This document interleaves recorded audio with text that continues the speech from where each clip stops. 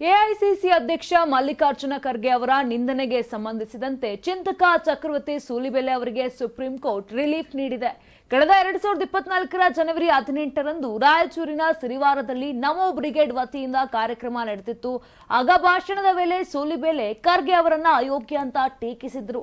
ಕಲಬುರಗಿಯಲ್ಲಿ ಇಎಸ್ಐ ಆಸ್ಪತ್ರೆ ತೆರೆದಿರುವುದನ್ನ ತಮ್ಮ ಸಾಧನೆ ಅಂತ ಖರ್ಗೆ ಬೆನ್ನು ತಟ್ಕೊಳ್ತಿದ್ದಾರೆ.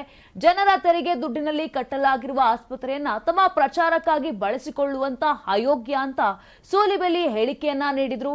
ಇದು ಕಾಂಗ್ರೆಸ್ ನಾಯಕರ ಆಕ್ರೋಶಕ್ಕೆ ಕಾರಣವಾಗಿತ್ತು. ಇನ್ನು ಈ ವಿಚಾರಕ್ಕೆ ಸಂಬಂಧಪಟ್ಟಂತೆ ಕಲಬುರಗಿ ಕಾಂಗ್ರೆಸ್ ಜಿಲ್ಲಾಧ್ಯಕ್ಷರಾಗಿರುವಂತಹ ಜಗದೇವ್ ಗುತ್ತೇದಾರ್ ಕಲಬುರಗಿಯ ಬ್ರಹ್ಮಾವರ್ ಪೊಲೀಸ್ ಠಾಣೆಯಲ್ಲಿ ದೂರು ದಾಖಲಿಸಿದರು. ಈ ಹಿನ್ನೆಲೆಯಲ್ಲಿ ಸೂಲಿಬೆಲೆ ವಿರುದ್ಧ 153A, 153B, 505(2) ಸೆಕ್ಷನ್ಗಳಲ್ಲಿ ಕೇಸ್ ರಿಜಿಸ್ಟರ್ ಆಗಿತ್ತು. ಅಲ್ಲದೆ ಪರಿಶಿಷ್ಟ ಜಾತಿ ಮತ್ತು ಪರಿಶಿಷ್ಟ ಪಂಗಡಗಳ ದೌರ್ಜನ್ಯ ತಡೆ ಕಾಯ್ದೆಯ ಸೆಕ್ಷನ್ 3(2) ಅಡಿಯಲ್ಲಿಯೂ ಕೂಡ ಪ್ರಕರಣ ದಾಖಲಾಗಿತ್ತು. ಈ ದೂರನ್ನ ಪ್ರಶ್ನಿಸಿ ಸೂಲಿಬೆಲೆ ಹೈಕೋರ್ಟ್ ಮೆಟ್ಟಿಲೇರಿದ್ರು.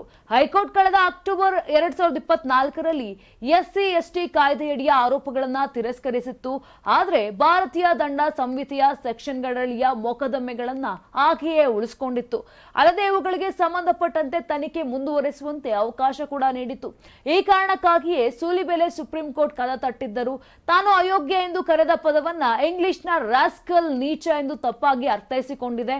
ಅಯೋಗ್ಯ ಎಂಬ ಪದ ಹಲವು ಸಮಾನಾರ್ಥಕ ಪದವನ್ನ ಹೊಂದಿದ್ದು ಅದಕ್ಕೆ ಸಮೀಪದ ಪದ ನಿಷ್ಪ್ರಯೋಜಕ ಅಂತ ಇದೆ ಎಂಬುದಾಗಿ ಹೈಕೋರ್ಟ್ ನಲ್ಲಿ ಸೂಲಿಬೆಲೆ ತಮ್ಮ ವಕೀಲರ ಮೂಲಕ ವಾದವನ್ನ ಮಂಡಿಸಿದ್ರು. ಇನ್ನು ಈ ವಾದ ಆಲಿಸಿದ ಸುಪ್ರೀಂ ಕೋರ್ಟ್ ಕೂಡ ಸೂಲಿಬೆಲೆ ವಿರುದ್ಧದ ಕ್ರಿಮಿನಲ್ ಪ್ರಕರಣ ರದ್ದುಗೊಳಿಸಿತು.